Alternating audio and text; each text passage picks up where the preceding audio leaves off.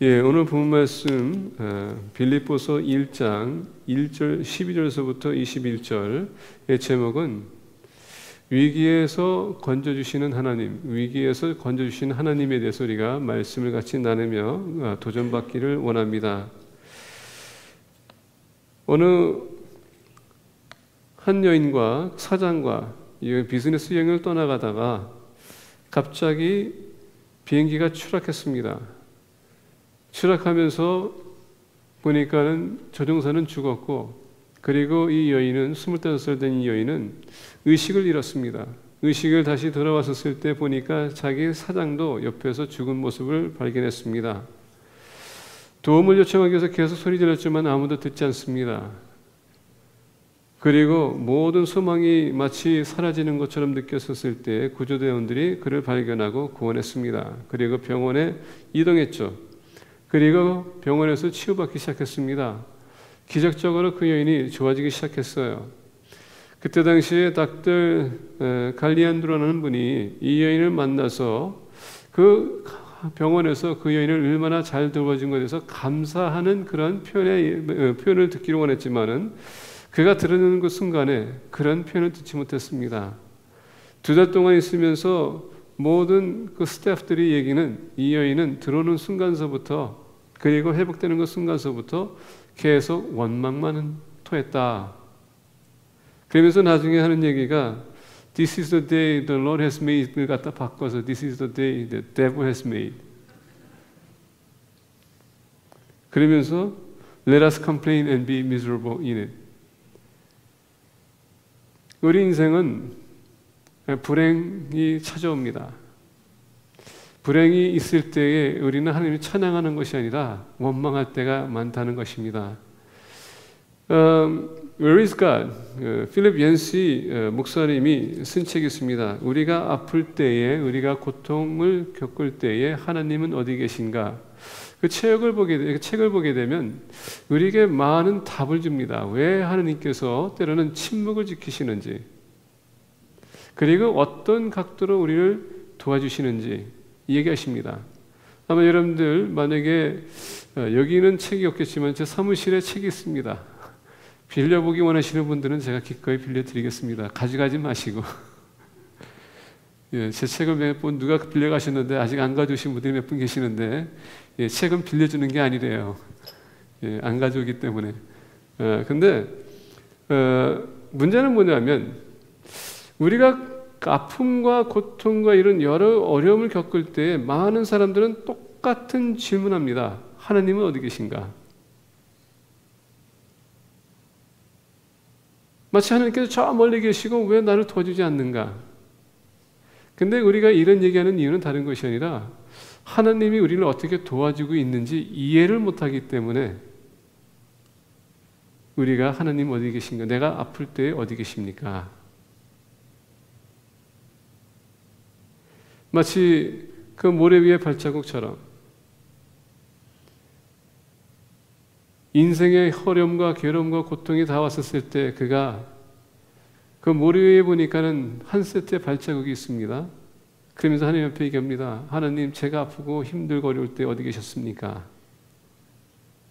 하나님이 얘기하시지 않습니까? 내가 너를 안고 갔다.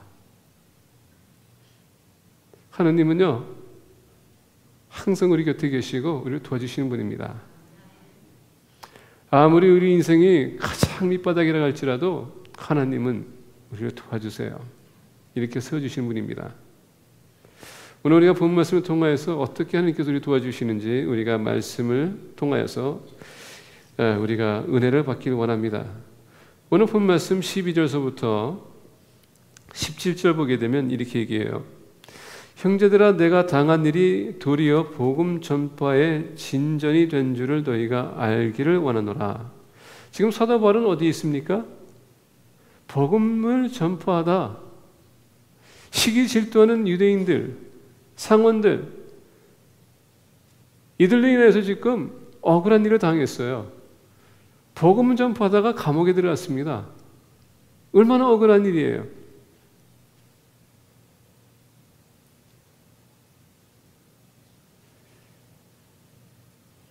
그럼에도 불구하고 사도 바울은 상황을 봤었을 때 그 상황을 보면서 그가 좌절한 것이 아니라 그 상황 속에서 역사하시는 하나님을 바라봤다는 것입니다.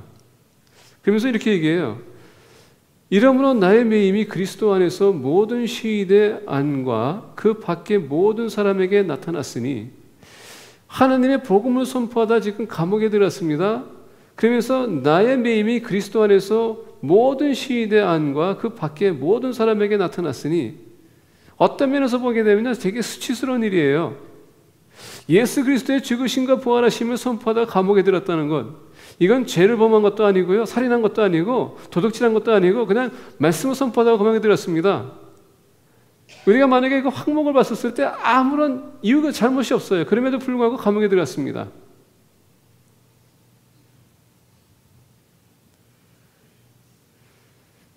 (14절에) 보니까 형제 중 다수가 나의 매임으로 말미암아 주 안에서 신뢰함으로 겁 없이 하나님의 말씀을 더욱 담대히 전하게 되었느니라. 어떤 이들은 투기와 분쟁으로, 어떤 이들은 착한 뜻으로 그리스도를 전파하나니, 이들은 내가 복음을 존중하기 위하여 세우심을 받은 줄 알고 사랑으로 하나, 그들은 나의 매임의 괴로움을 더하게 할 줄로 생각하여 순수하지 못하게 다툼으로 그리스도를 전파하느니라. 자, 지금 사도 바울은 어떤 상황이라고요? 복음을 선포하다가 지금 감옥에 들어갔습니다. 근데 가만히 보니까 사도 바울이 갇히지 않았을 때, 복음 선포할 때는 사람들이 많이 도와주는 것 같지가 않았어. 근데 감옥에 들어가니까 웬걸, 사도 바울이 복음을 위해서 고난당한다는 거에 대해 어떤 사람들이 감동받아서 사랑으로 계속 복음을 선포했다는 것입니다. 그리고 어떤 사람들은 가만히 있다가 사도 바울이 감옥에 들어가니까 시기 질투로, 이제 때가 이때다, 우리가 가서 선포해서 우리가 페임을 얻자, 우리가 명예를 얻자, 그런 차원에서 복음을 선포했다는 것입니다. 사도 바울이 이것을 보곤 괴로운 게 아니에요. 오히려 상황을 보니까 하나님이 어떻게 도와주고 있습니까? external factor, 우리 주변의 일을 바꿔놓고 있다는 것입니다. 나로 인하여서 지금 나의 환경을 하나님께서는 지금 바꿔놓고 있다는 얘기예요. 근데 어떤 면에서 보게 되는 게 좀 모순적인 것 같아요. 왜냐하면 우리가 야곱을 보게 되면, 야곱이 그 형 에서의 장자의 명분을 뺏었을 때에 그는 죽기 살기 도망갔습니다. 그렇죠? 너무 피곤한 나머지 베델에서 돌베개를 누워서 그는 잠잤습니다. 잠자면서 거기서 하나님 만나요. 그러면서 하나님 만났었을 때에 하나님께서 그를 축복하겠다고 약속했습니다. 근데 깨어나 보니까 환경이 바뀐 게 없어. 근데 여러분, 환경이 바뀐 게 있습니다. 소망이 없고 비전이 없다고 생각했던 야곱에게는 하나님의 만남으로 말미암아 그 베델이 하나님이 만나는 장소였었다는 얘기입니다. 하나님은 우리 환경을 바꿔주신다는 얘기예요. 근데 그 환경을 어떻게 바꿔주냐? 보는 시야를, 관점을 바꿔주신다는 얘기입니다. 고통과 고난이 아니라 이것은 기회의 찬스다. 사도 바울이 감옥에 있었지만은 그거에 감동받은 사람들은 더 열심히 복음을 선포했고, 미워하는 사람들은 시기 질투로 선포했다. 그래서 사도 바울이 보니까 어쨌거나 복음은 선포되고 있다. 얼마나 좋은 일인가. 또 환경을 보십시오. 사도 바울이 만약에 감옥에 있던 사람들을 선포하기 위해서는 바깥에 있는 사람이 어떻게 감옥에 들어가서 선포할 수 있겠습니까? 절대 그 상황이 될 수 없어요. 근데 본인이 상황을 딱 보니까 내가 이제 감옥에서도 복음을 선포할 수 있겠네? 내가 어떻게 보느냐, 이게 중요한 것입니다.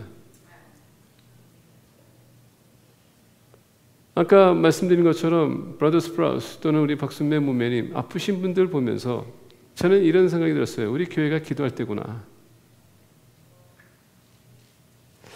제가 심장마비로 쓰러졌을 때 우리 교회가 기도한 것처럼 올해 갑자기 이런 일이 생기는 것은, 여러분, 우리 교회가 기도가 필요하다는 것입니다. 하나님은 우리 교회의 환경을 바꿔주기 위해서 지금 기도를 요구하는 것입니다. 부정적으로 볼 것이 아니라 불쌍해라, 가엾어라. 여러분, 감정은 그렇게 우리를 말할 수 있지만은 하나님은 기도하라. 그래서 하나님께서는 우리 마음을 움직여주는 것입니다. 또 어려움 당하는 사람은 그것을 왜 나만 이런 불행을 겪고 있는가가 아니라 하나님께서 이것을 통해서 또 놀랍게 역사를 하기 원하시는구나. 우리의 관점을 좀 바꿔야 될 필요가 있다는 것입니다. 이게 바뀌지 않으면 우리는 항상 불만 불평일 겁니다. 항상 좌절할 거예요.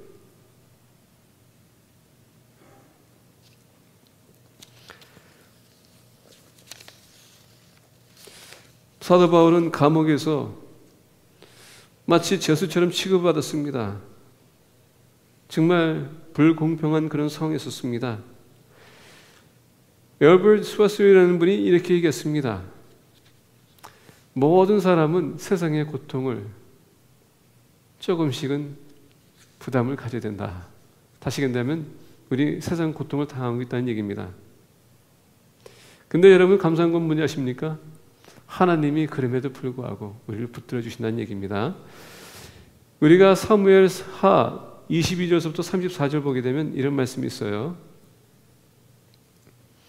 나의 발로 암사슴 발 같게 하시며 나를 나의 높은 곳에 세우시며. 암사슴의 발이라는 것은 뭐냐면 사슴은 여러분 앞다리로 뛰는 것이 아니라 뒤에 다리로 뜁니다. 근데 오늘 본 말씀 보니까 발에 힘을 가지고 튀는 것입니다. 그래서 사슴들이 뛰게 되면요 다리가 움직이는 게 아니라 발목을 보세요. 발로 툭툭 치면서 뜁니다. 하나님께서는 우리에게 새 힘을 준다는 얘기예요. 비록 환경과 상황이 어렵게 보인다 할지라도 하나님이 우리와 함께 해주신다면 새 힘을 주셔서 사슴, 여기서 보니까 사슴은요, 특히 중동에 있는 사슴은 그러니까 여러분 밀림지대가 아닙니다. 아프리카처럼 다 여러분 산맥을 그들이 탑니다. 그렇기 때문에 발 힘이 없으면 산을 꽁충 뛸 수 없어요.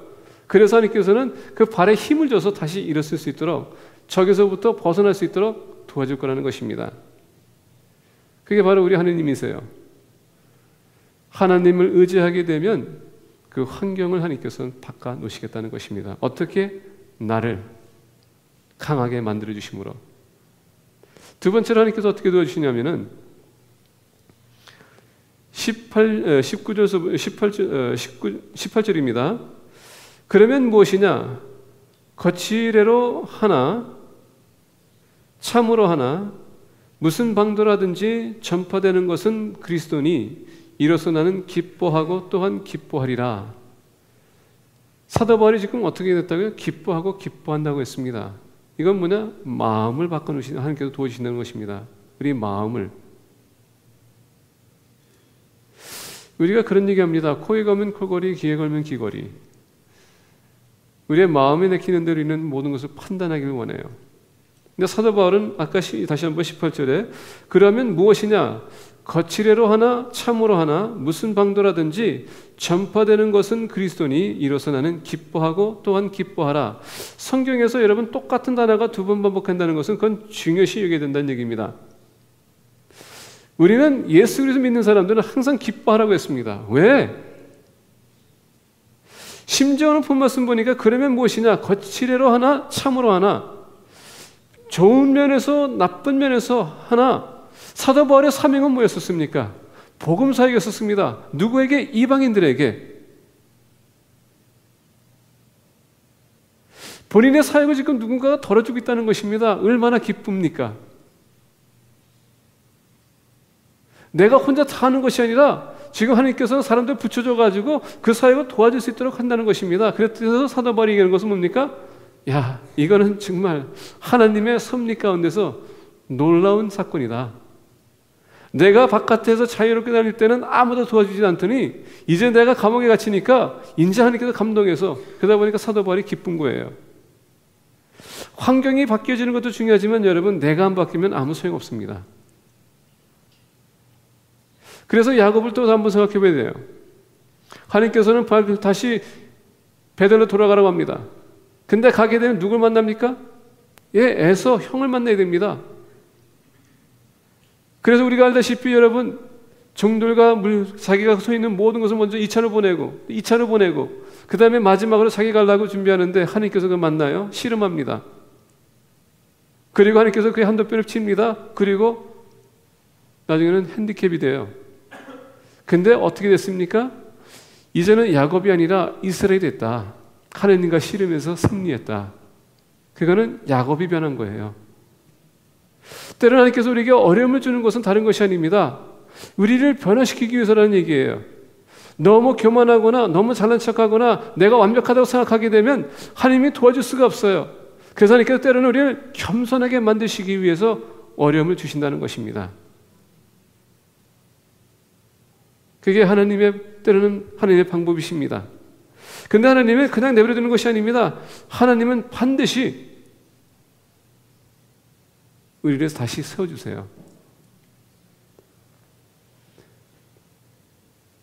하나님 우리의 주변의 환경도 바꿔 도와주시지만은 우리 내면 세계도 마찬가지로 도와주신다는 것을 우리가 잊어서는 안 됩니다. 그래서 사도 바울이 얘기합니다. 나는 기뻐한다. Yes, I will continue to rejoice.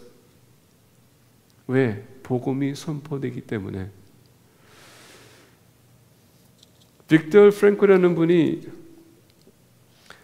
Man's searching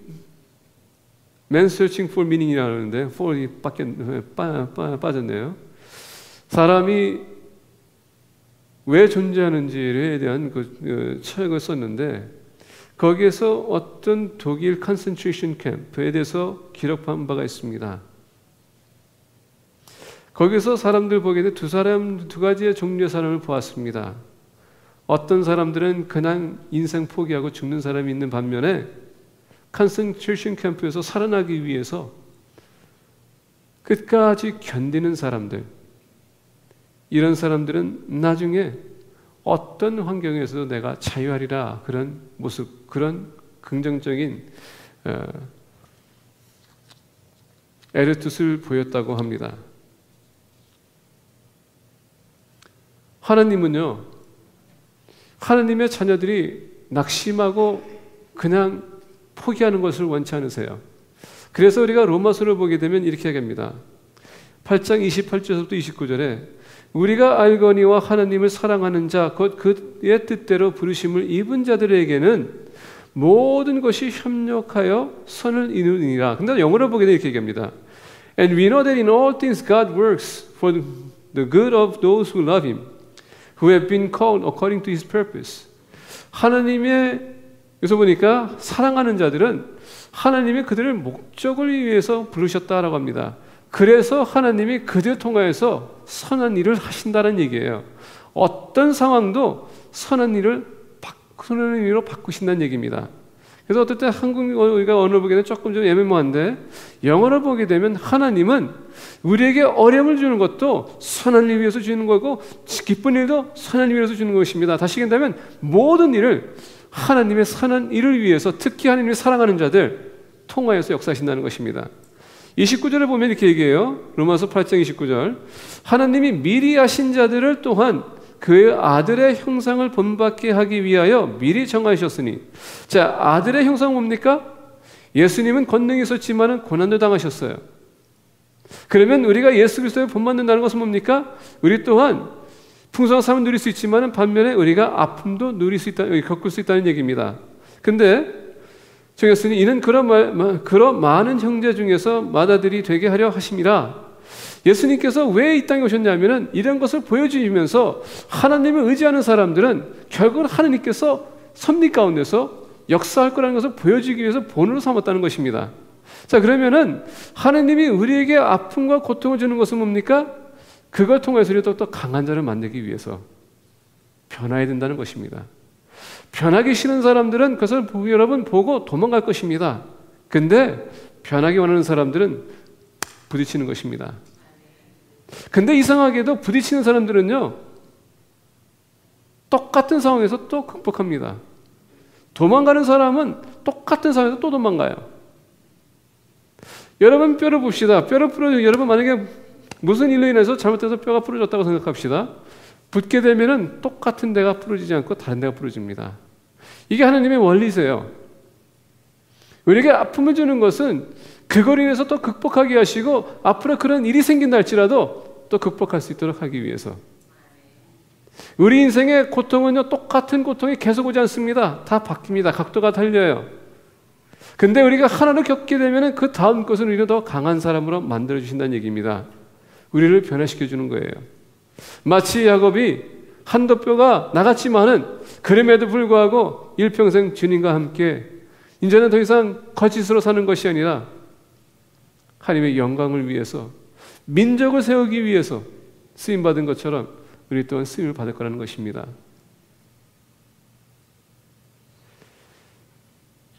전에도 말씀드린 것처럼 요새는 병원에 가게 되면요, 제가 쓸데없는 얘기는 안 해요.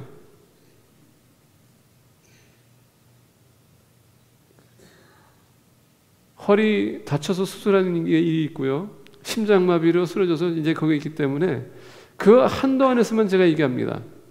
근데 제가 얘기할 수 있는 게 있어요. 그건 뭐냐? 그럼에도 불구하고 하나님께서 나를 살려주셨다. 그게 우리의 소망입니다. 하나님이 우리에게 소망을 주는 것.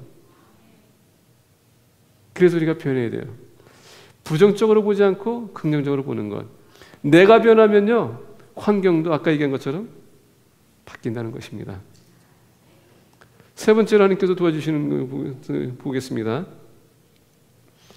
19절서부터 21절입니다. 이것이 너희의 간구와 예수 그리스도의 성령의 도우심으로 나를 구원에 이르게 한 줄 아는 고로 나의 간절한 기대와 소망을 따라 아무 일에든지 부끄러워하지 아니하고 지금도 전과 같이 온전히 담대하여 살든지 죽든지 내 몸에서 그리스도가 존귀하게 되게 하려 하나니 이는 내게 사는 것이 그리스도니 죽는 것도 유익함이라.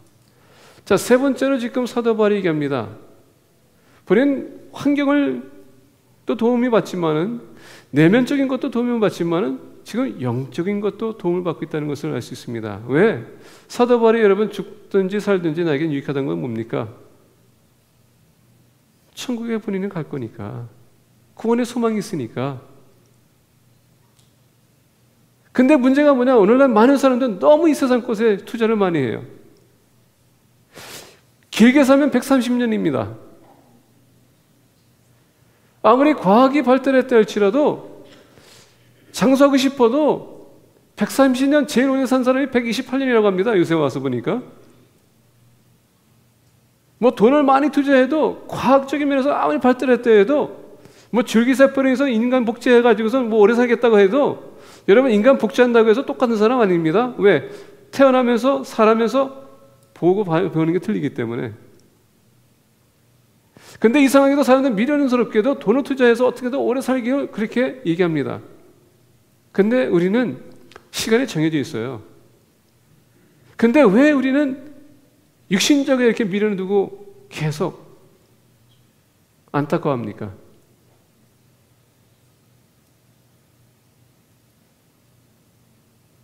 고작 128년 동안 살기 위해서 여러분 그렇게 안달합니까? 그 후에는 영생이 있는데? 이게 문제예요. 사도 바울이 얘기하는 건 뭡니까? 내가 지금 존재하는 이유는 주님의 복음 사역을 위해서 존재하는 것이다. 왜? 내가 그 사명을 감당하게 되면 나에게 영생이 주어지기 때문에. 내가 지금 이렇게 어디에 처해도 나는 괜찮다. 왜? 내가 해야 될 그 사명을 다른 사람이 감당해 주니까 얼마나 좋으냐. 그리고 내가 여기 있든 바깥에 나갔든 어떻게 됐든 내가 죽든 나는 하나님과 함께 있을 것이다. 그게 우리의 여러분 마지막 포커스입니다. 우리의 얼티밋 골, 최종적인 여러분 목적은 뭐냐? 천국에 들어가는 것입니다. 여기가 아니라. 근데 이상하게도 많은 사람들이 오늘날 이 세상 것에 미련을 두고 그러다 보니까 아프면은 거기에 대해서 우리는 마치 인생이 끝난 것처럼 포기합니다. 그게 전부가 아닌데.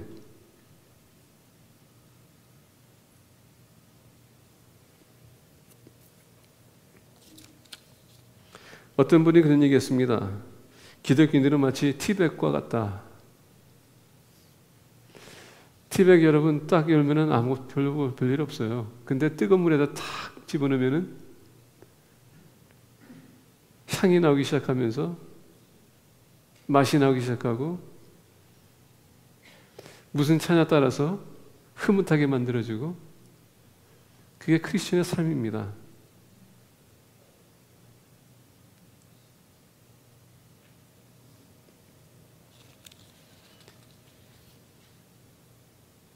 티백을 뜨거운 물에 집어넣기까지는 아무런 효능이 없지만은 그 티백이 뜨거운 물에 들어가는 순간서부터 여러분 티백에게는요 고통이에요. 왜? 뜨겁기 때문에. 우리 기독교인들이 고난을, 고통을, 어려움을 겪지 않으면은 맛을 잃는 것입니다. 근데 그런 걸로 인하여서 우리가 회복할 때에 하나님에겐 엄청나게 영광이 될 수 있는 사람입니다.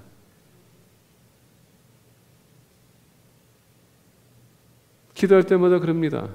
아버지, 이 사람을 축복하여 주셔서 그가 몸이 완쾌될 때에 하나님의 영광이 될 수 있도록 많은 사람들에게 하나님의 그 위대하심을 선포할 수 있도록 증인이 될 수 있도록 허락해 주세요. 왜? 하나님은 그런 분이시기 때문에. 우리가 예레미야 8장 보게 되면 길렛은 유형이 있다고 합니다. 길렛은 의사가 있다고 합니다. 근데 내 딸이 치유받지 못하면 왜인고라고 그가 얘기합니다. 하나님 우리 치유하기 원하세요. 우리의 문제를 해결해 주기 원하세요. 왜? 그래야지 하나님께서 영광 받으시기 때문에. 근데 여러분 치유 안 한다고 해서 하나님이 또 그렇게 쫀쫀한 분이 아닌가? 아닙니다. 믿음 그 자체가 오늘 사도 바울이 얘기한 것처럼 내가 죽든 살든 어차피 나는 하늘나라 갈 것인데 치유를 안 해줘도 하나님에게 영광이 되어야 돼요. 죄송합니다. 저는 뭐 누구 저기 아니지만 이번에 우리 브라더스 플러스 보니까는 천국 가는 데는 확신이 있어서요. 근데 우시더라고. 그래서 왜 우세요? 그랬더니 아직 내가 준비하는 게 없는데 뭘 말해요? 그랬더니 우리 임정혜 집사님에서 준비하는 게 없다고 우시더라고요. 근데 저 다음날 갔더니 의사가 와가지고 바이옵시를 한다고 해서 이거 뗐는데 그게 그 과정이 잘 됐다고 했는데 몸이 잘 됐다고 이제 좋아졌다고 이렇게 얘기하는 줄 알고 좋아하시더라고요. 근데 의사가 떠나고서 나한테 물어보더라고요. 지금 의사가 무슨 얘기했냐고 그랬더니 이 바이옵시 한 것을 잘했다고 얘기한 거라고 그랬더니 실망하시더라고. 본인이 나을 거라고 생각했는데. 그래서 기도했습니다. 이 환경을 보지 마시고 아들에게 담대함을 주시고 하느님의 섭리를 신뢰해달라고 신뢰하라고 기도해 줬어요. 그런 나약함이 우리에게 있습니다. 근데 우리 박순매 모매님은요 또 다른 차원이에요. 위장암이 있으시고 또 여기 뭐가 이렇게 있다고 하는데 또 얘기 듣다 보니까 피를 토했대요. 그래서 저는 이제 그 얘기 들으면서 피 토하면은 좋은 사인이 아닌데 근데 나는 지금 속으로 모매님 얼마나 지금 힘드실까. 근데 얼굴 보니까요 별로 그런 기색이 없어.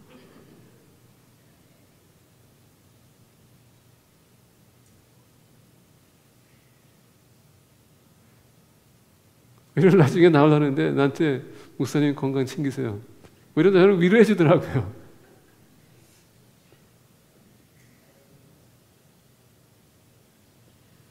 근데 두 사람은 다 하나님을 영접하셨고 다 구원의 소망이 있으세요. 근데 두 분의 성격이 틀리다는 것입니다.